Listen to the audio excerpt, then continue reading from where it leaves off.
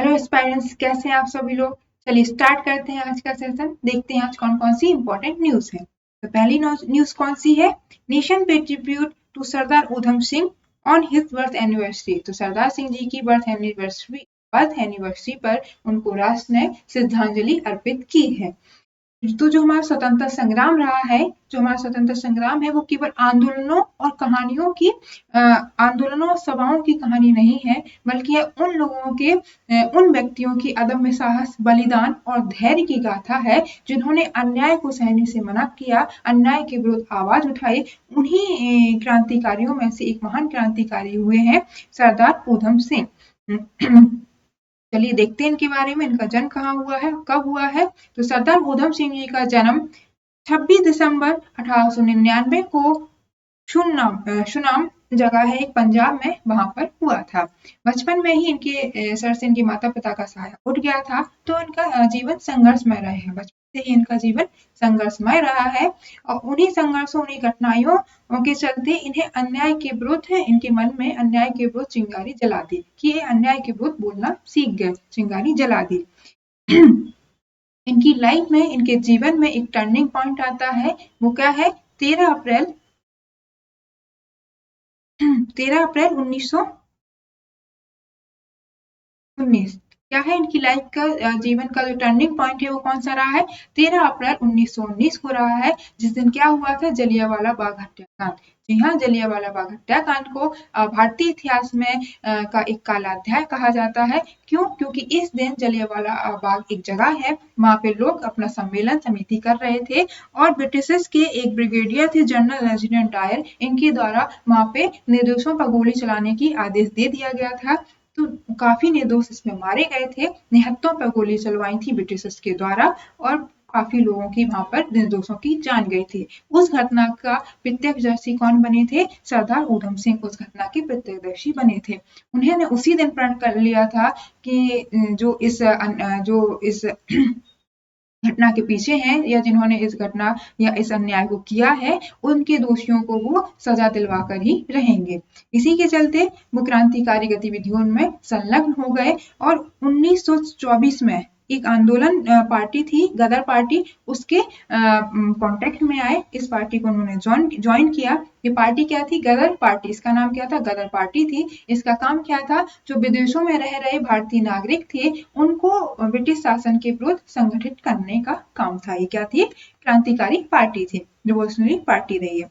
इसी बीच 1927 में उधम सिंह को हथियार रखने के आरोप में गिरफ्तार किया गया और उन्हें 5 साल की जेल भी हुई। क्यों? क्योंकि ब्रिटिशर्स के द्वारा ऐसा नियम लागू कर दिया गया था कि भारतीय हथियार नहीं रखेंगे, क्योंकि इस समय क्रांतिकारी गतिविधियां अपने पीक पर थी, अपने चरम पर थी। लेकिन जेल की दीवारों ने भी इनके अंदर जो इनके अन्याय के खिलाफ जो आग जल रही थी उसको कम नहीं कर पाई और उसकी गूंज हमें कहाँ दिखी? उसकी गूंज हमें 13 मार्च 1940 को लंदन में दिखी। लंदन के एक कैक्टॉक्स हॉल में एक सम्मेलन चल रहा था, जिसमें उस सम्मेलन के दौरान तत्कालीन गवर्नर ओ डायर को गोली मार कर हत्या कर दी। किसने? ऊधम सिंह ने। ऊधम सिंह के द्वारा ओ डायर को गोली मारकर हत्या कर दी गई थी, क्योंकि ओ डायर वही पर्सन या इंसान था जिसने क्या है, जलियांवाला बाग हत्याकांड के समय पे गोली चलाई थी, आदेश को माना था और गोली चलाई थी। उस आदेश का समर्थन भी किया था। इसके बाद इन्हें 31 जुलाई 1940 को ऊधम सिंह को क्या दे दी गई? फांसी दे दी गई, उन्हें शहादत मिली। उनकी शहादत से देश में जो स्वतंत्रता के संग्राम चल रहे थे, स्वतंत्रता की जो लॉ लगी हुई थी, उसको और तेजी दी और वो और अच्छे से और ज्यादा लेवल पे चले। ऊधम सिंह जी क्या है? ये प्रत्यक्ष उदाहरण है कि अन्याय के विरुद्ध आवाज उठाने के लिए सिर्फ क्रोध ही नहीं, हमारे अंदर साहस और संकल्प भी होना चाहिए। ऊधम सिंह प्रतिशोध नहीं, न्याय का प्रतीक कहे जाते हैं। इन्होंने अपना पर्सनल कोई प्रतिशोध नहीं लिया, बल्कि न्याय का प्रतीक है, क्योंकि इन्होंने अन्याय के खिलाफ आवाज उठाई और उसमें भारत को स्वतंत्रता दिलाने में क्रांतिकारी गतिविधियों में संलग्न रहे और अंततः शहादत को प्राप्त हुए। इनकी कौन सी एनिवर्सरी मनाई हमने? 126वीं बर्थ एनिवर्सरी मनाई है। किसकी? ऊधम सिंह की। चलिए नेक्स्ट न्यूज देखते हैं। नेक्स्ट न्यूज क्या है? वीर बाल दिवस से संबंधित है। मैंने लास्ट क्लास में आपको बताया था कि वीर बाल दिवस हम लोग क्यों सेलिब्रेट करते हैं, क्योंकि 10वें सिख गुरु नानक देव के 2 छोटे पुत्रों जिन्हें साहिबजादा भी कहा जाता है, उनकी शहादत को याद करने के लिए प्रत्येक साल 26 दिसंबर को हम लोग कौन सा दिन मनाते हैं, कौन सा डे सेलिब्रेट करते हैं, वीर बाल दिवस सेलिब्रेट करते हैं। और ये अनाउंसमेंट कब हुई थी? 2022 से प्रत्येक साल 26 दिसंबर को हम लोग वीर बाल दिवस मनाते हैं। इसी दिन प्रधानमंत्री वीर बाल पुरस्कार भी दिए जाते हैं। ये पुरस्कार उन बच्चों को दिए जाते हैं जिन्होंने असाधारण अपना योगदान दिया होता है, वो चाहे कला का क्षेत्र हो, साहित्य का क्षेत्र हो, खेल का क्षेत्र हो, विज्ञान एवं प्रौद्योगिकी का क्षेत्र हो, किसी भी फील्ड में उन्होंने उनके द्वारा जो एक्सेप्शनल वर्क किया जाता है, असाधारण जो काम किया जाता है, योगदान दिया जाता है, वो उनको सम्मानित किया जाता है। क्यों?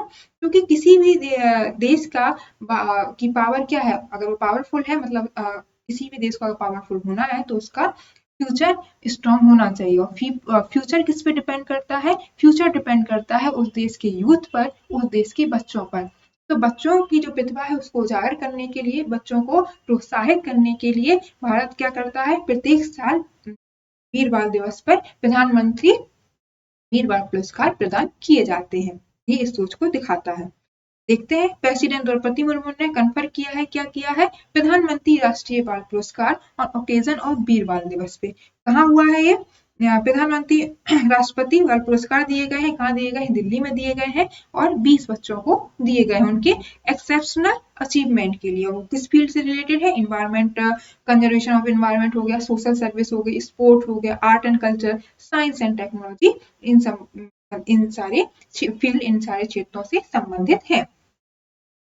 इसमें से एक जो फील्ड में एक बच्चे एक है 14 वर्षीय वैभव सूर्यवंशी है, वो काफी चर्चाएं बने हुए हैं। क्यों? क्योंकि वो बिहार के समस्तीपुर से हैं, एक छोटे से गांव से हैं और उन्होंने क्या है, खेल में अपना असाधारण योगदान दिया, एक्सेप्शनल अचीवमेंट उन्हें प्राप्त की है। तो ये किस चीज को दिखा रहा है, किस बात को प्रदर्शित कर रहा है कि प्रतिभा के लिए कोई लिमिट नहीं होती है कि आप बड़े सिटी में रहें या मेट्रोपॉलिटन सिटी में ही रहें तभी आप में प्रतिभा होगी, नहीं, ऐसा नहीं है। तो भारत का भविष्य एक छोटे गांव में भी चमक रहा है, ये इस बात को इंगित करता है, दर्शाता है। अगर हम देखें किस मिनिस्ट्री के द्वारा दिया जाता है, तो ministry of women and child development के द्वारा ये पुरस्कार दिए जाते हैं, प्रदान किए जाते हैं। इसकी क्राइटेरिया क्या है कि किसको पुरस्कार दिया जाएगा? पहले तो वो बच्चा इंडियन सिटीजन होना चाहिए, भारत का नागरिक होना चाहिए, उसकी एज कितनी होनी चाहिए? 5 साल से 18 साल के बीच होनी चाहिए, 18 साल से ज्यादा नहीं होनी चाहिए। और जिस फील्ड में उसने जो भी काम या जो भी अचीवमेंट हासिल की है, वो अचीवमेंट 2 साल से पहले की नहीं होनी चाहिए। 2 साल तक का टाइम पीरियड है, उसके अंदर आप अगर रजिस्ट्रेशन करा रहे हैं तो मैक्सिमम लिमिट क्या है? 2 साल के अंदर अंदर 2 साल से ज्यादा नहीं होना चाहिए उस अचीवमेंट को प्राप्त हुए आपको। और ये क्या है? कितने लोगों को दिया जाता है? 25 लोगों को दिया जाता है। इस बार 20 बच्चों को दिया गया है। हालांकि ये नंबर कम या ज्यादा हो सकते हैं, वो जो सिलेक्शन कमेटी है उस पर निर्भर करता है। इसमें जो अवार्डी है उनको क्या है? मेडल दिया जाता है, सर्टिफिकेट दिया जाता है और सर्टेन बुकलेट भी दी जाती है। तो वीर बाल दिवस पे हम लोगों ने कितने बच्चों को दिया है? 20 बच्चों को दिया है अवार्ड। और 14 वर्षीय वैभव सूर्यवंशी है जो चर्चा का विषय बने हुए हैं। कहाँ से रिलेटेड है? ये समस्तीपुर बिहार से संबंधित ये है।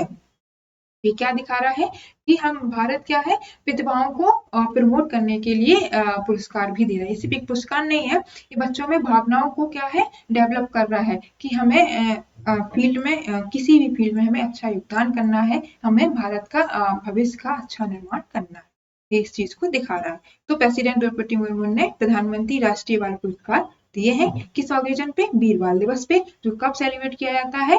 26 दिसंबर को मनाया जाता है। चलिए नेक्स्ट न्यूज देखते हैं। नेक्स्ट न्यूज किससे संबंधित है? प्रेसिडेंट द्रौपदी मुर्मू से संबंधित है। इन्होंने क्या किया है? इन्होंने रिलीज की है कॉन्स्टिट्यूशन ऑफ इंडिया को इन संथाली लैंग्वेज। संथाली लैंग्वेज में अब क्या होगा? कॉन्स्टिट्यूशन लिखा गया है, उसको रिलीज किया गया। अभी तक हिंदी और इंग्लिश में था, अब कौन सी लैंग्वेज में भी लिख दिया गया है? अब लिख दिया गया है संथाली लैंग्वेज में लिख दिया गया है। ये क्या है कि भारत है जो विविधताओं का देश है। यहाँ जहाँ पर हर भाषा, संस्कृति और समुदाय का क्या किया जाता है, सम्मान किया जाता है। इसी भावना को और अधिक सशक्त करते हुए द्रौपदी मुर्मू जी के द्वारा एक ऐतिहासिक कदम उठाया गया है कि हमारा जो कॉन्स्टिट्यूशन है वो किस लैंग्वेज में निकाला गया है, संथाली भाषा में निकाला गया है। जो संविधान है वो किसी भी लोकतंत्र की आत्मा होता है। जब वही संविधान जो लोकतंत्र की आत्मा कह रहे हैं हम जिस संविधान को, अगर इसी संविधान को हम देश की मातृभाषा में निकाल दें, मातृभाषा में संविधान प्राप्त होगा, तो इससे लोग ज्यादा कनेक्ट कर पाएंगे। लोगों को उनका अधिकार पता होगा, उनके कर्तव्य पता होगा, उनके संविधान के बारे में जागरूकता उन्हें पता होगी, तो वो संविधान को ज्यादा अच्छे से समझ पाएंगे। यही पहल की गई है किसके द्वारा, प्रेसिडेंट द्रौपदी मुर्मू के द्वारा, क्योंकि इन्होंने संथाली लैंग्वेज में हमारा कॉन्स्टिट्यूशन को निकाला है। कहाँ निकाला है, कहाँ रिलीज किया है, राष्ट्रपति भवन में रिलीज किया गया है। संथाली लैंग्वेज जो है उसको 92 नंबर के संविधान संशोधन के द्वारा 2003 में 8th शेड्यूल में डाली गई है। 8th शेड्यूल में क्या है, वो लैंग्वेज डाली गई है। आप मुझे कमेंट सेक्शन में ये बताएंगे वो 8th शेड्यूल में टोटल कितनी लैंग्वेजेस हैं अभी। और ये जो संथाली लैंग्वेज है किसके द्वारा बोली जाती है ज्यादातर, जो झारखंड, उड़ीसा, पश्चिम बंगाल और बिहार के जो जनजाति आदिवासी क्षेत्र हैं, आदिवासी लोग हैं, उनके द्वारा संथाली लैंग्वेज बोली जाती है। एक बेस्ट एग्जाम्पल अगर आप देखें तो जो नक्सलिज्म इंडिया में बढ़ रहा है, छत्तीसगढ़ हो गया, झारखंड हो गया, उड़ीसा हो गया, इस साइड नक्सलवादी एरिया ज्यादा है। क्यों? क्योंकि वहाँ के जो लोग हैं, जो आदिवासी समुदाय है, उन्हें पता ही नहीं है कि गवर्नमेंट उनके लिए क्या क्या योजना लेके आ रही है या गवर्नमेंट उनके लिए क्या क्या इनिशिएटिव लेके आ रही है। क्यों? क्योंकि उन्हें संविधान के बारे में कुछ नहीं पता है कि हमारे क्या अधिकार हैं, क्या कर्तव्य हैं, क्या गवर्नमेंट हमारे लिए कर रही है। इन सब का आइडिया उन्हें नहीं है, इस वजह से उन्हें बलगराया जाता है थोड़ा बहुत, और वो क्या है, हथियार उठा लेते हैं और लड़ने के लिए तैयार हो जाते हैं। तो ये क्या है, एक अच्छा स्टेप बताया जा रहा है।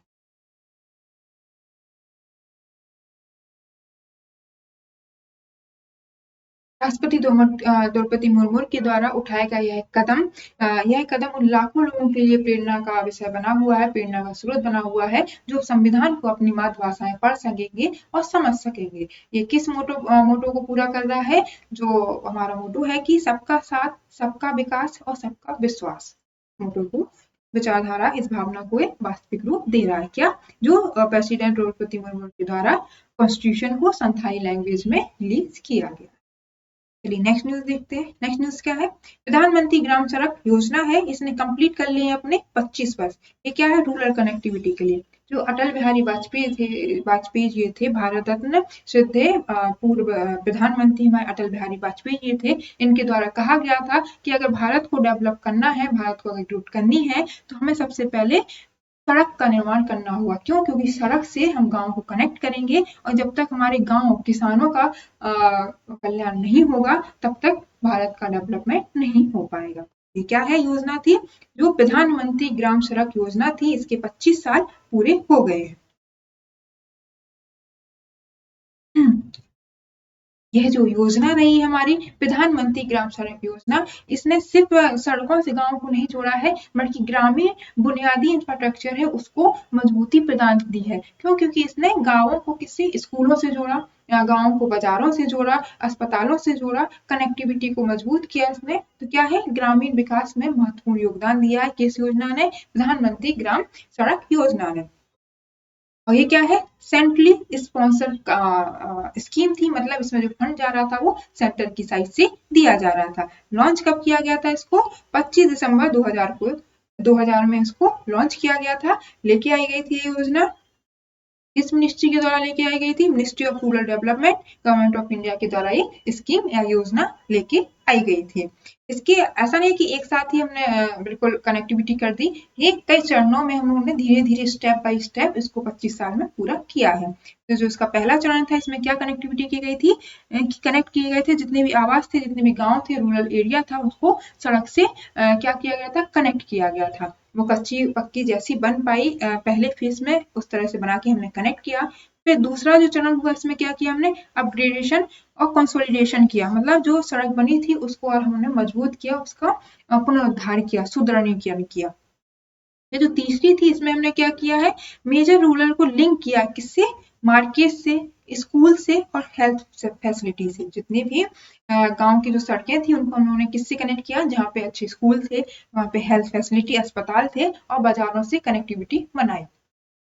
फोर्थ में क्या कर रहे हैं हम लोग कर रहे हैं कि इतने हाईवेज, फोर्थ योजना रही हमारी 2024 से 2029 तक की, उसमें हम क्या कर रहे हैं, नेशनल हाईवे के थ्रू कनेक्ट कर रहे हैं। जहाँ पे ज्यादा समय लग रहा है वहां पे कम समय लगे और हाईवे की स्पीड अच्छी हो, वो सारी चीजें हम लोग बना रहे हैं इसमें।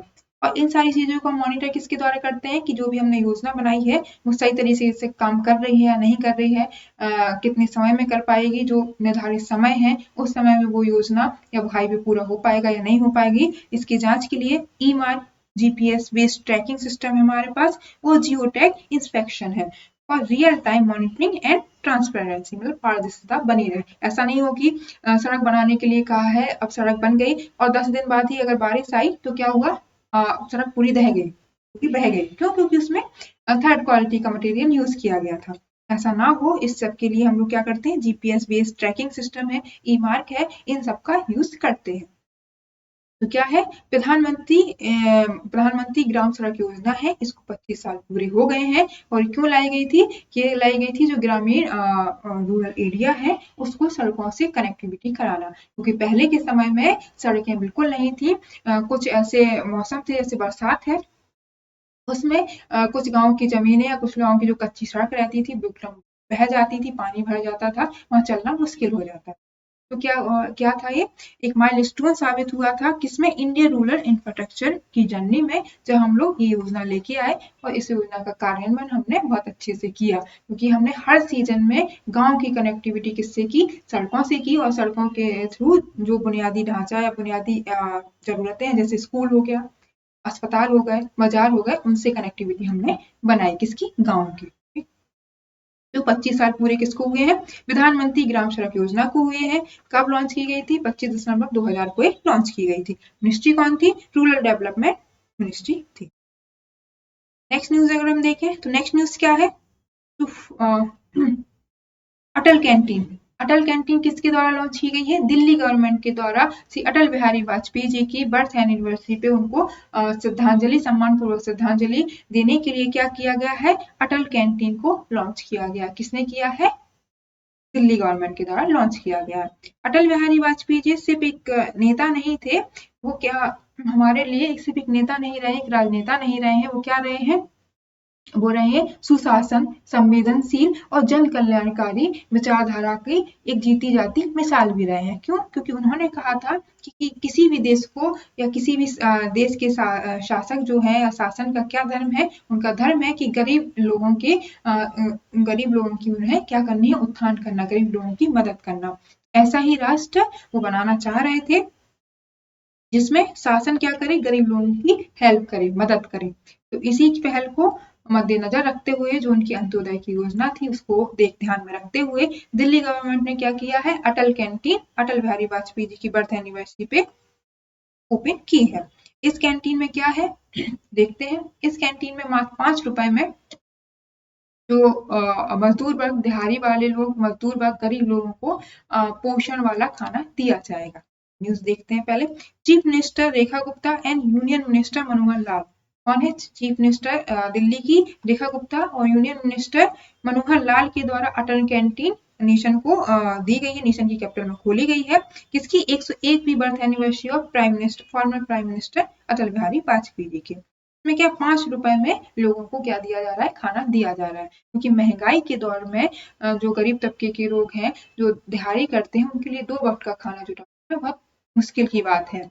तो इस योजना के तहत ऐसा लिया गया है, इसका एम ऐसा सुनिश्चित किया गया है कि कोई भी आदमी, कोई भी व्यक्ति भूखा ना सोए और कम रुपए में उसे पोषण और सम्मानजनक और पोषणपूर्ण खाना मिल सके। 5 रुपए में खाना दे रहे हैं कौन, अटल कैंटीन के थ्रू। इस योजना में 104.24 करोड़ रुपए का के लिए आवंटन हुआ है। जब इतनी बड़ी अमाउंट आवंटित हुई है तो यह दिखा रहा है, ऐसा प्रतीत होता है कि इसे प्रतीकात्मक रूप से या दिखावे के लिए योजना लॉन्च नहीं की गई है, दीर्घकालिक चले और इफेक्टिव प्रभावी तरीके से बनाने के लिए इस योजना को लॉन्च किया गया है। किसके द्वारा, दिल्ली गवर्नमेंट के द्वारा। तो कौन सी योजना लॉन्च की गई है, अटल कैंटीन, इसकी बर्थ एनिवर्सरी पे 101 बर्थ एनिवर्सरी सेलिब्रेट करने के लिए और उनको ट्रिब्यूट करने के लिए किसको, farmer prime minister Atal Bihari Vajpayee. 5 रुपए में सम्मानजनक, सम्मान पूर्वक और पोषण युक्त खाना दिया जाएगा किसको, गरीब तबके के लोगों को। और लोकेशन कितना हुआ, लोकेट कितनी हुई है इसके लिए अमाउंट 104.24 करोड़ रुपए इसके लिए लोकेट हुए हैं। ठीक है, तो ये क्या दिखा रहा है कि अगर जो शासन वर्ग है, शासक वर्ग है, अगर उसकी नीयत अच्छी हो, अगर वो जन कल्याण की योजना करना चाहे, तो वो सिर्फ योजनाएं फाइलों तक सीमित नहीं रह के आम लोगों की प्लेट में भी जा पहुंच सकती है। मतलब आम लोग, आम जनता है, वो उनका क्या कर सकते हैं, लाभ उठा सकते हैं उन योजनाओं का, ना कि वो सिर्फ फाइलों तक ही योजनाएं सीमित रहें, कागजों तक। नेक्स्ट न्यूज देखते हैं। नेक्स्ट न्यूज किससे रिलेटेड है, नेक्स्ट न्यूज रिलेटेड है सैटर्न। सैटर्न क्या है, शनि। सैटर्न लार्जेस्ट मून क्या है, टाइटन। लार्जेस्ट मून जैसा हमारा चंद्रमा है, सैटर्न का क्या है, लार्जेस्ट मून है, एक चंद्रमा है, जिसका नाम क्या दिया गया है, टाइटन दिया गया है। May not have a global surface ocean after all, मतलब ऐसा बताया जा रहा है कि ऐसा पहले मान्यता ऐसी थी कि जो सैटर्न का सबसे लार्जेस्ट चंद्रमा है टाइटन, इसकी सरफेस पे क्या पाया जा रहा है, इसकी सरफेस के अंदर पानी पाया जा रहा है, समुद्र पाए जा रहे हैं जैसे पृथ्वी पर पाए जाते हैं। लेकिन अब ये धारणा गलत बताई जा रही है कि ये धारणा गलत हो सकती है। देखते हैं कैसे, क्या है, गलत लिखा हुआ है टाइटन।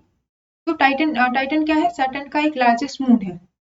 सारे अपने अपने जितने ग्रह हैं सबके अपने अपने उपग्रह होते हैं, तो सैटर्न का क्या है, टाइटन नाम है, और ये सेकंड लार्जेस्ट है। क्यों, क्योंकि पहले नंबर का सबसे लार्जेस्ट किसका कहलाता है, जुपिटर का। जुपिटर का है वो सबसे लार्जेस्ट क्या कहलाता है, जुपिटर का जो चंद्रमा है, मून है, वो सबसे लार्जेस्ट है। उससे सिर्फ 2% कम ही क्या है, शनि का मून, जिसका नाम क्या है, टाइटन है। तो एक मिशन था, मिशन का नाम क्या था, नासा का मिशन था, कैशनी स्पेसक्राफ्ट एक मिशन था। ये कब गया था, कब स्टार्ट हुआ था, 2004 में स्टार्ट हुआ था। इसने जाके शनि की जो टाइटन है, मून है, उसकी बहुत सारी इमेजेस, उसका बहुत सारा अध्ययन किया था। और उस डाटा का अध्ययन करते वक्त उस समय ऐसा बताया गया था कि इस टाइटन के पास भी समुद्र जैसे पृथ्वी पर उपस्थित समुद्र है, बहुत सारे समुद्र हैं, ऐसे ही टाइटन में भी के सरफेस के अंदर बहुत सारे समुद्र पाए जा रहे हैं, मतलब वहां जीवन की संभावना बताई जा रही थी। लेकिन अबाउट टाइटन देखते हैं पहले। टाइटन इज सैटर्न का लार्जेस्ट मून है। इसके द्वारा सर्च किया गया था, डच एस्ट्रोनॉमर थे कौन, क्रिस्टियाने हुंजेस, इनके द्वारा इसको डिस्कवर किया गया था। कब, मार्च 25 मार्च 1655 को 1655 में इसको डिस्कवर किया गया था। ये क्या है, it is the second largest moon बोला जाता है इन अवर सोलर सिस्टम का। ओनली जुपिटर मून गनीमेड, गनीमेड नाम का एक मून है, किसका है वो, जुपिटर का है, उससे सिर्फ 2% ही कम है। ठीक है, सबसे बड़ा मून किसका कहा जाता है, जुपिटर बृहस्पति का, एंड जुपिटर का, और सेकेंड नंबर का सैटर्न का। तब ऐसी न्यूज आ रही है कि जो ये मिशन गया था नासा का, कैशनी स्पेस क्राफ्ट, इसके जो अध्ययन मिले थे उसका द्वारा से अध्ययन किया गया है। तो अब ऐसा पता है, अब ऐसा माना जा रहा है कि वहां पे ओशन नहीं है, अगर है भी ओशन, अगर समुद्र है भी तो बहुत कम मात्रा में है, इतनी मात्रा में नहीं है जितना पहले के अध्ययन के द्वारा बताया गया था। तो टाइटन है, यहाँ पर जैसे पृथ्वी पर वर्षा का पूरा चक्र होता है, वर्षा होती है, रिवर है, ऐसे ही टाइटन है, वहां पे क्या है, मीथेन और एथेन की ही रिवर बहती है। मीथेन और एथेन इतनी ज्यादा मात्रा में है कि उसकी नदियां बहती हैं, उसकी लेक है, उसकी सी है। ठीक है, टाइटन इज प्राइमरी नाइट्रोजन, जैसे like earth, Titan atmosphere is primary nitrogen plus a small amount of methane. ठीक है, तो अब जो नई रिपोर्ट आई है उसके थ्रू क्या बताया जा रहा है कि वहां पे समुद्र ना होने की संभावना कम है। तो जो रिपोर्ट आई है इससे पता चल रहा है कि साइंस में कुछ भी चीज स्थिर नहीं है, कुछ भी चीज आप 100% श्योरिटी के साथ नहीं कह सकते हैं। क्यों, क्योंकि एक नया शोध होता है, वो पहले वाले शोध पे क्वेश्चन मार्क लगा जाता है। तो याद रखिएगा, टाइटन जो है किसका मून है, किसका लार्जेस्ट मून है, सैटर्न का।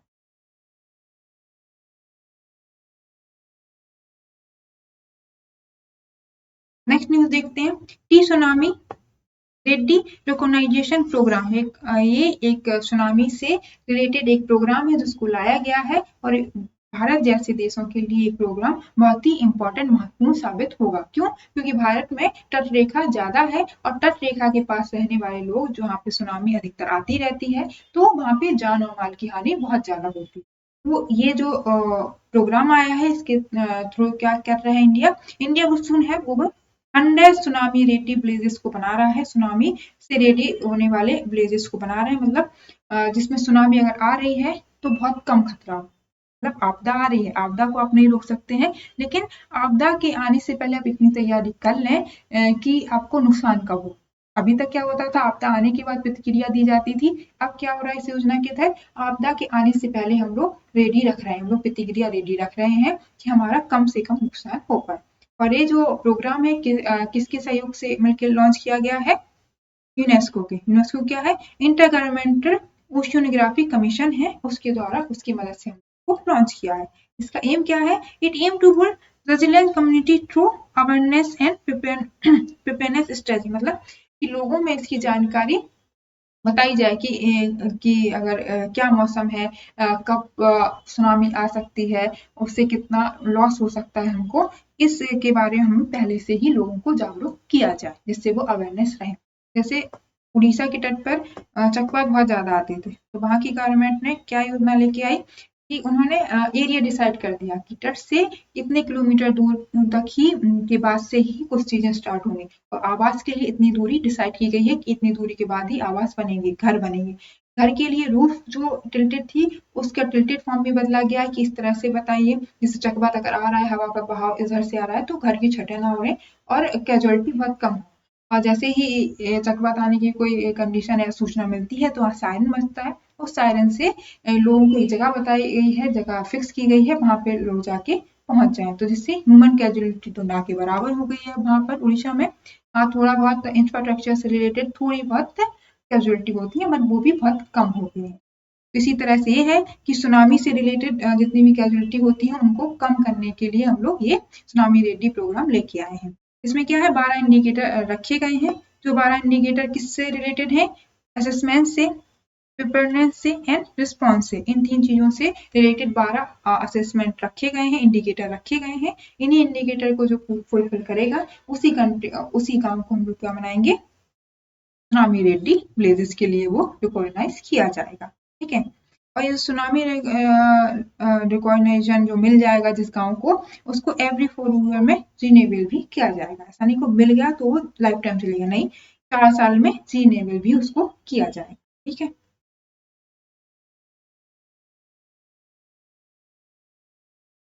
नेक्स्ट न्यूज क्या है, नेक्स्ट न्यूज है बुक लिस्ट कौन है, अशोक हुंगावान। अशोक हुंगनवान है, ये क्या हो गए, 5 सभ्य हो गए। ये क्या है, शास्त्रीय हिंदुस्तानी हिंदुस्तानी क्लासिकल के संगीत के संगीतक रहे हैं। तो हिंदुस्तानी क्लासिकल संगीतक से रिलेटेड जितने लोग हैं उनके लिए बहुत ही दुख की घड़ी है, दुख की बात है, संवेदना की बात है। बहुत ही इंडियन म्यूजिकल जो है, हिंदुस्तानी जो म्यूजिकल है उसको क्षति पहुंची है। क्यों? क्योंकि ये महान संगीतक रहे हैं। कौन रहे हैं, अशोक। ये क्या है, ग्वालियर घराना और हिंदुस्तान म्यूजिक से रिलेटेड रहे हैं। इन्होंने इनके जो गुरु हैं जिन्होंने इन्होंने शिष्य ली थी, गुरु शिष्या ली थी या फिर जिनसे इन्होंने अपना संगीत सीखा है, वो कौन थे, लिंगराज वोरा यारा गुप्पी। लिंगराज वोरा यारा गुप्पी इनके क्या थे, गुरु थे। हालांकि इन्होंने क्या है, कर्नाटक संगीत नृत्य अकेडमी है उसके भी ये मेंबर रहे हैं, उसमें भी इन्होंने सर्व किया है। इन्हें सेवरल अवार्ड भी मिले हैं। अवार्ड में उन्हें कर्नाटक कलाश्री अवार्ड मिला है, मंसूर अवार्ड मिला है और रागश्री अवार्ड भी इन्हें दिया गया है, ये मिला हुआ है। ठीक है, ये क्या है, ये 5 सभ्य हो गए कहाँ पर, हुगली में, कर्नाटक के हुगली में 5 सभ्य हो गए हैं। किस फील्ड से या किस फील्ड से रिलेटेड थे, ऐसा क्वेश्चन आएगा तो ये क्या थे, संगीतक थे। और कौन से थे, हिंदुस्तानी क्लासिकल के थे, हिंदुस्तानी क्लासिकल ग्वालियर घराने से रिलेटेड थे। चलिए आज के लिए इतना ही, बाकी न्यूज में नेक्स्ट क्लास में देखिए।